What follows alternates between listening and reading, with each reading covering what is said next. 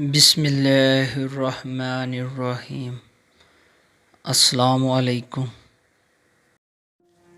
ہندوستان میں بت پرستی کا رواج، چونکہ ہند بن حام بن نوح علیہ السلام نے خدا کی عبادت اور اس کی اطاعت گزاری کرتے ہوئے اسلام کو دیکھا اور سنا تھا، اس لیے اس کی اولاد بھی نسلاً بعد نسل اسی طریقہ عبادت کی پیروی کرتی رہی۔ راجہ سورج کے زمانے میں ایک شخص ایران سے ہندوستان آیا جس نے ہندوؤں کو آفتاب پرستی کی تعلیم دی۔ اس کی تعلیم سے آفتاب پرستی کا اس قدر رواج ہوا کہ بعد ستارہ پرست لوگ بھی آگ پوجنے لگے، لیکن اس کے بعد جب بت پرستی کا آغاز ہوا تو یہ رسم سب سے زیادہ رائج ہو گئی۔ بت پرستی کی رسم کے زیادہ رواج پکڑنے کا سبب یہ ہوا کہ برہمن مذکور نے راجہ سورج کو اس بات کا یقین دلایا کہ جو شخص اپنے بزرگوں کی تصویر سونے، چاندی یا پتھر کی بنا کر اس کی پرستش کرتا ہے وہ راہ راست پر ہے۔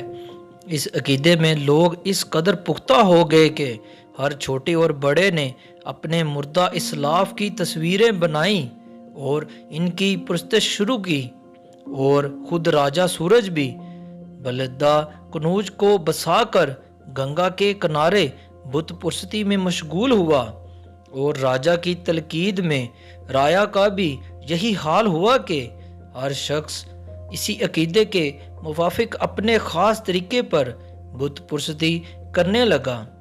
چنانچہ بت پرستوں کے نوے مختلف گروہ ہندوستان پہنچ گیا۔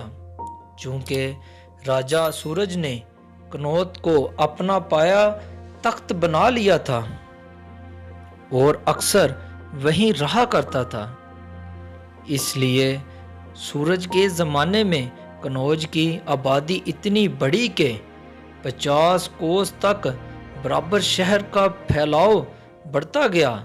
سورج نے 250 برس حکومت کرنے کے بعد اس دنیائے فانی سے کوچ کیا۔ یہ راجہ کیکاواد کا ہم عصر تھا اور ہر سال اس کو خراج بھیجا کرتا تھا۔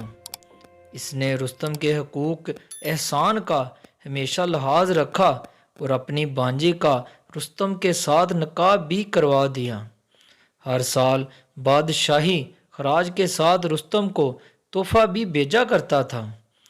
اس راجہ نے 35 بیٹے چھوڑے اور اس کے مرنے کے بعد اس کا بڑا بیٹا بہراج اس کا جانشین ہوا۔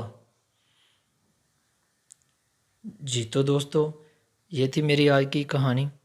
اگر آپ کو میری آج کی کہانی پسند آئی ہو تو پلیز ویڈیو کو لائک کریں، اور ابھی تک آپ نے میرے چینل کو سبسکرائب نہیں کیا تو پلیز چینل کو ضرور سبسکرائب کریں۔ دعاؤں میں یاد رکھیے گا۔ دیجیے گا اجازت۔ اللہ حافظ۔ اللہ نگہبان۔